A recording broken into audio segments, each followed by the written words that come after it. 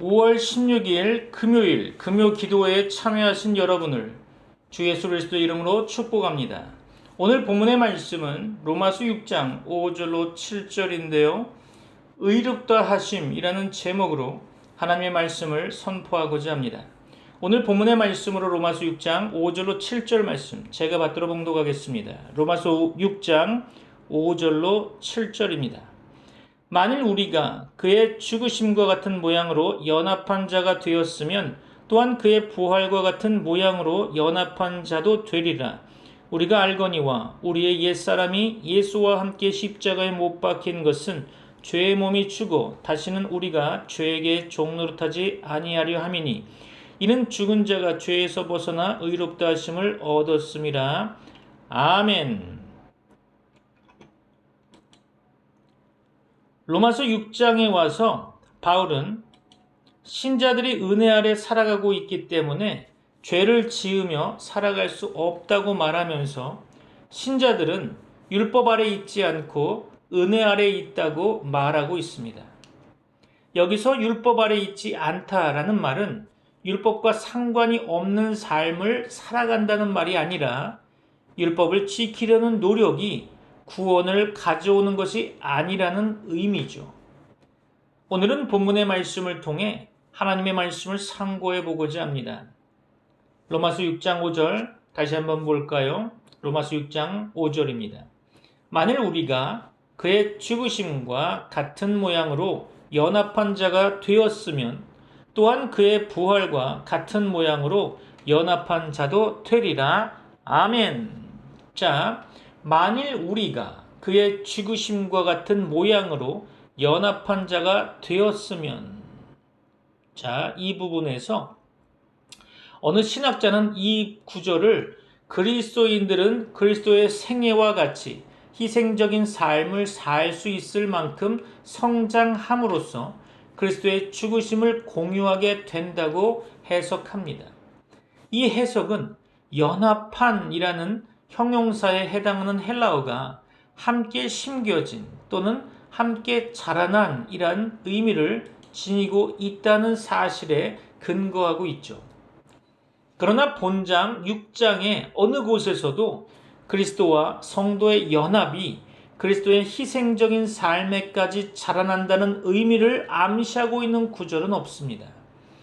따라서 본절 5절에 연합한에 해당하는 헬라어 단어는 이미 바울이 앞서 언급했던 바와 같이 성도가 세례로 말미암아 그리스도와 함께 연합되었음을 구체적으로 표현해주는 용어라 볼 수 있을 것입니다.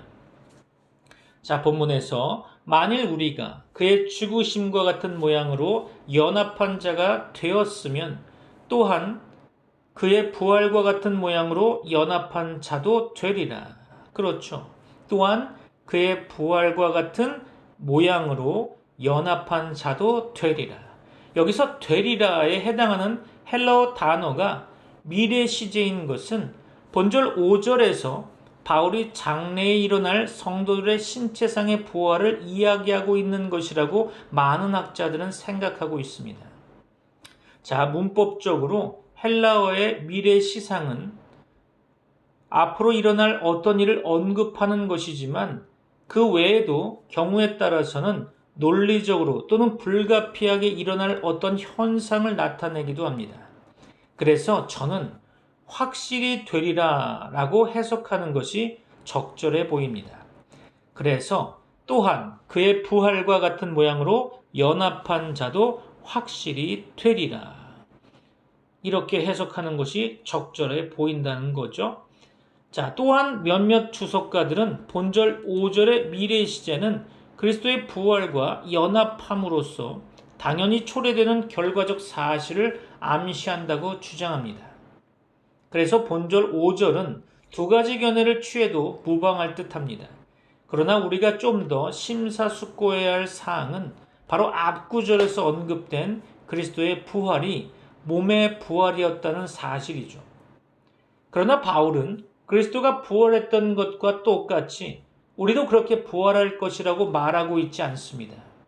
그 대신 바울은 그리스도의 부활을 그에게 속한 자들에게 허락되는 새로운 삶의 가능성과 연관시키고 있습니다.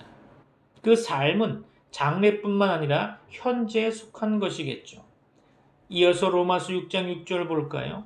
우리가 알거니와 우리의 옛사람이 예수와 함께 십자가에 못 박힌 것은 죄의 몸이 주고 다시는 우리가 죄에게 종노릇하지 아니하려 함이니. 그렇죠.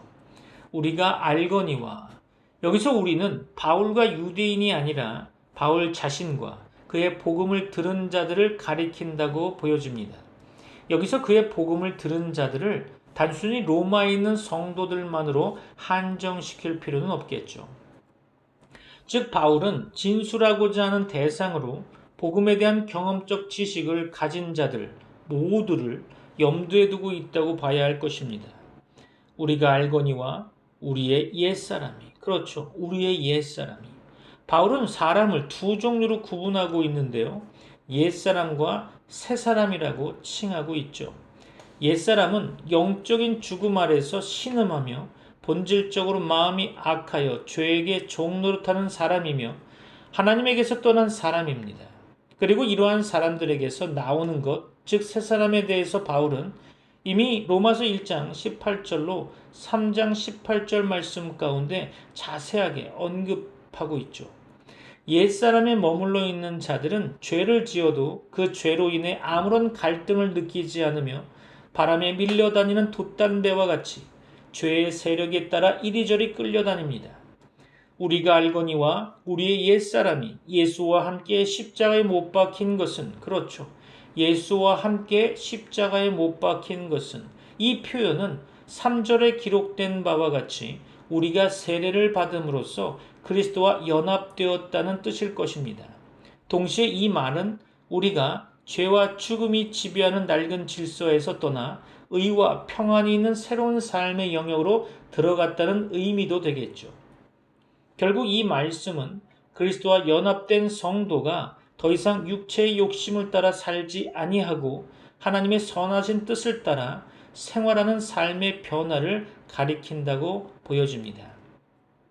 자, 본문에서 우리가 알거니와 우리의 옛사람이 예수와 함께 십자가에 못 박힌 것은 죄의 몸이 주고 다시는 우리가 죄에게 종노릇하지 아니하려 함이니. 그렇죠. 죄의 몸이 주고 다시는 우리가 죄에게 종노릇하지 아니하려 함이니. 그렇죠. 옛사람이 죽은 것과 죄의 몸이 멸하는 것은 같은 의미겠죠. 그리고 이러한 체험을 한 사람은 죄에게 종노릇하지 아니할 것입니다.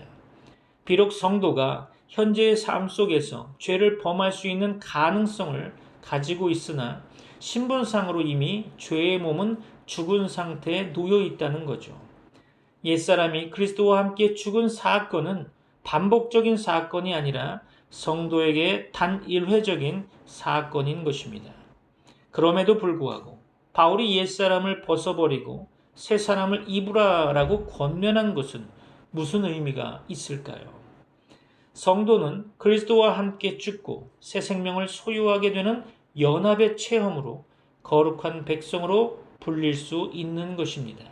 그러면서도 한편으로 성도의 현재적 삶은 항상 죄를 지을 수 있는 가능성 속에 머무르고 있다는 거죠. 이에 바울은 하나님을 따라 의와 진리의 거룩함으로 지으심을 받은 새 사람을 입으라라고 권면했던 것입니다. 이 권면은 한마디로 신분에 걸맞는 삶을 살도록 노력하라는 의미가 있다고 보는 거죠. 마지막으로 본문 로마서 6장 7절을 봅니다. 이는 죽은 자가 죄에서 벗어나 의롭다 하심을 얻었음이라. 그렇죠. 이는 죽은 자가 죄에서 벗어나. 여기서 하나의 어려운 문제가 생깁니다. 여기서 죽은 자가 그리스도를 지칭하는가 아니면 그리스도를 믿고 그와 함께 십자가의 죽음을 체험한 그리스도인들로 보는가 하는 문제죠. 대부분의 주석가들은 비록 본절 7절의 말씀이 단수로 언급되었으나 그리스도가 죄에서 벗어날 이유가 없다는 이유로 그리스도가 아니라고 주장하고 있습니다. 이 주장을 뒷받침할 수 있는 또 다른 근거는 본구절 7절 말씀이 일종의 일반 명제로서 할라카에 언급된 랍비적 가르침이라는 사실이죠. 바울의 유명한 유대인 교법사 가말리알의 문화에서 교육받았고 랍비의 지식과 유대인 전통에 정통했던 점을 미루어 보아서 본절 7절 말씀이 어떤 특정한 사람을 가리키기보다는 일반적인 명제로 언급되었음을 알 수 있을 것입니다. 이와 유사하게 베드로도 일반 명제 형식을 빌어서 육체의 고난을 받은 자가 죄를 그쳤음이니 라고 베드로전서 4장 1절에 언급한 바가 있죠. 실제적인 예로 들면 스코틀랜드에서는 사형집행을 받은 사람은 의롭게 되었다고 선언한다고 합니다. 한편 죽은 자와 연관해서 어떤 이는 성도는 죄를 지을 수 없다고 말하고 있는데요. 그 이유는 이미 죽으신 그리스도와 같이 성도는 모든 죄와의 관계에 있어서 죽었으므로 죄에 대해 무감각한 상태에 있게 되기 때문이라는 거죠. 그러나 그리스도나 성도가 죄에 대하여 죽었다는 것은 죄에 대하여 무감각하다는 의미가 아니라 죄의 세력, 죄의 영역에서 벗어났다는 의미일 것입니다. 자, 본문에서 이는 죽은 자가 죄에서 벗어나 의롭다 하심을 얻었음이라. 그렇죠. 의롭다 하심을 얻었음이라. 본절 7절 말씀은 칭의의 순서적 과정을 언급하는 것이 아닙니다. 다시 말해서 의를 이룬다라고 했을 때 어떠한 순서로 의를 이루는지 그 얘기를 하자는 게 아니죠. 오히려 그리스도의 십자가 보혈로 우리의 죄 씻음이 이루어짐을 믿고 회개하는 자에게 죄의 세력으로부터의 해방이 이루어지고 동시에 하나님의 자녀가 되어 의롭다함을 얻는다는 거죠.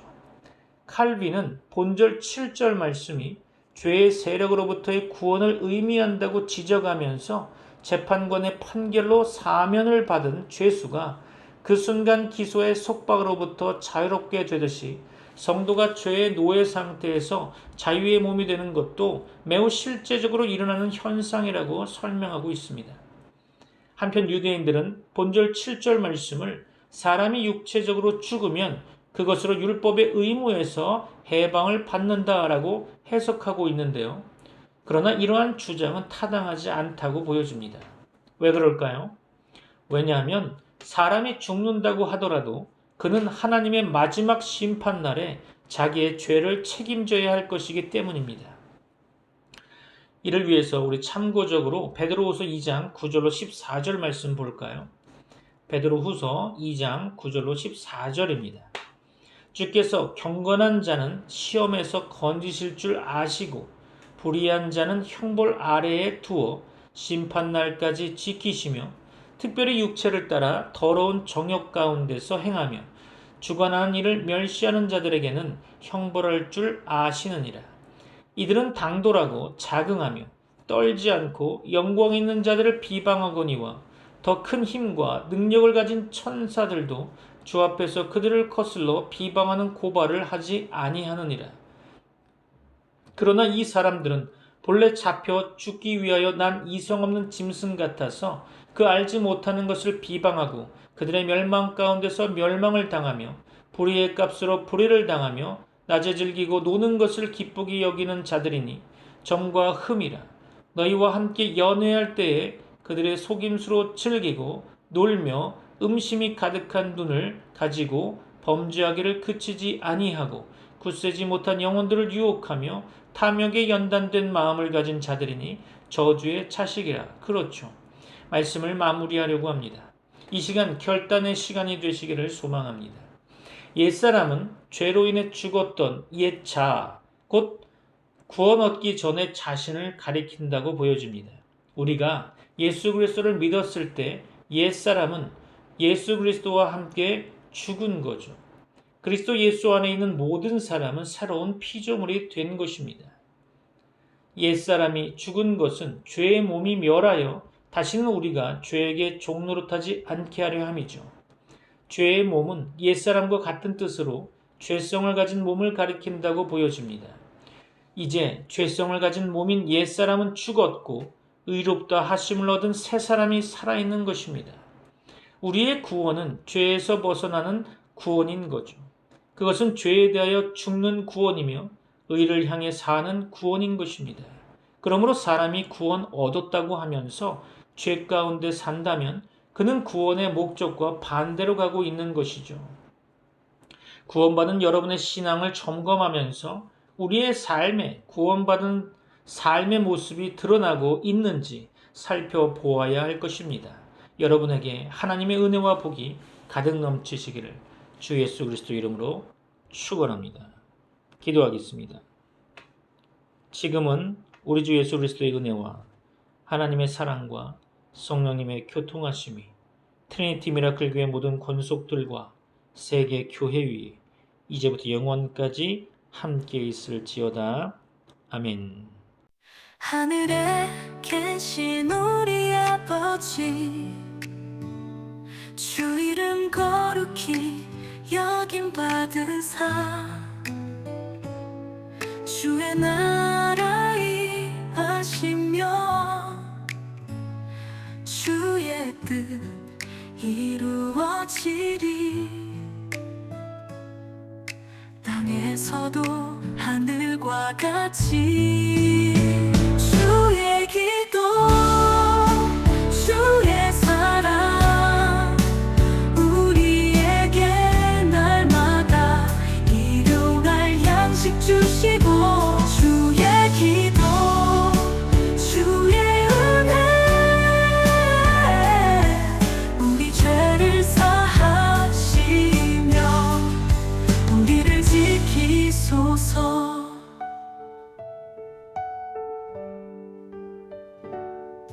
우리를 시험 들게 마시고 악에서 구원하소서. 나라와 권세와 영광이 영원 영원히 아버지의 것. 아멘. 주의 기도 주의 사랑 우리에게 날마다 일용할 양식 주시고 주의 기도 주의 은혜 우리 죄를 사하시며 우리를 지키소서.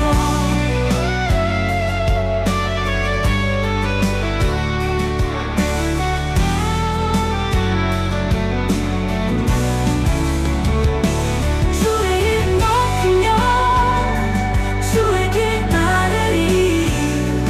영원히 주를 찬양하며 우리 주께 기도하리. 주의 기도 주의 사랑 우리에게 날마다 일용할 양식 주시고 주의 기도 주의 사랑 우리에게 날마다 일용할 양식 주시고 주의 기도 주의 은혜 우리 죄를 사하시며 우리를 지키소서. 우리 죄 사하시며 우리를 지키소서. 아멘 아멘.